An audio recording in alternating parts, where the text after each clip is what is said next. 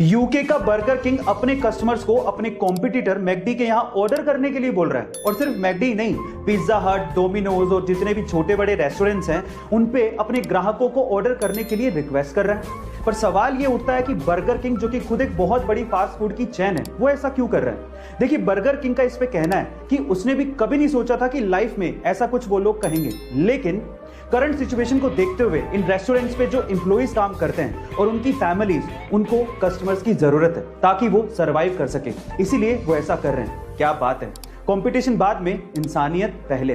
Burger king के सोच के लिए एक हार्ट तो बनता है। गाइस, आपको बर्गर किंग की ये सोच कैसे लगी कमेंट सेक्शन में जरूर लिखिएगा। हमारे देश में क्रिकेट बहुत ज्यादा पॉपुलर है और कभी कभार ग्राउंड पे खिलाड़ियों के बीच की कंट्रोवर्सी इसे और ज्यादा पॉपुलर बना देती है। गाइस, आपने क्रिकेट के ग्राउंड पे बहुत बार खिलाड़ियों को आपस में भिड़ते और उन्हें आपस में गाली देते या अपशब्द बोलते देखा होगा। लेकिन क्या आपको पता है कि एक खेल का टूर्नामेंट ऐसा भी है जहां पर खिलाड़ी आपस में एक दूसरे को गाली नहीं दे सकते। अगर कोई खिलाड़ी गाली देते पकड़ा गया तो उस पर 14 लाख रुपए तक का जुर्माना हो सकता है। गाइस, उस खेल के टूर्नामेंट का नाम है विंबलडन टेनिस टूर्नामेंट। अब मजे की बात यह है कि विंबलडन को खेलने के लिए अलग अलग देशों से अलग अलग भाषाओं के खिलाड़ी आते हैं। इसी वजह से विंबलडन के अंपायर को अलग अलग भाषाओं में गालियां सीखनी पड़ती हैं, जिससे वो किसी भी खिलाड़ी को गाली देते पकड़ सके और उस पर जुर्माना लगा सके। गाइस, क्या इसके पहले तक ये इंटरेस्टिंग फैक्ट आपको पता था? और अगर नहीं पता था तो कमेंट सेक्शन में जरूर लिखिएगा। और ऐसे अमेजिंग वीडियोस के लिए शेयर, सब्सक्राइब एंड लाइक। मिलता है अगली वीडियो में।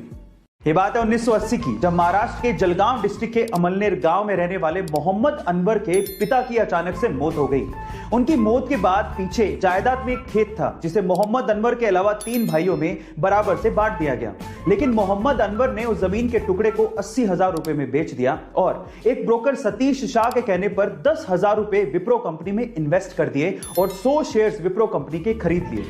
1980 में किया गया ये इन्वेस्टमेंट आज 40 साल बाद 1500 करोड़ रुपए में बदल चुका है, जिसमें से 200 करोड़ रुपए तो सिर्फ डिविडेंड के तौर पे मोहम्मद अनवर को मिले हैं। गाइस, ये है पावर इन्वेस्टमेंट की। तो आप किस चीज का इंतजार कर रहे हैं? इन्वेस्टमेंट करिए, डीमेट अकाउंट खुलवाइए, लिंक डिस्क्रिप्शन बॉक्स में ही गिवन है। ऐसे अमेजिंग फैक्ट वीडियोस के लिए शेयर, सब्सक्राइब एंड लाइक। मिलता है अगली वीडियो में।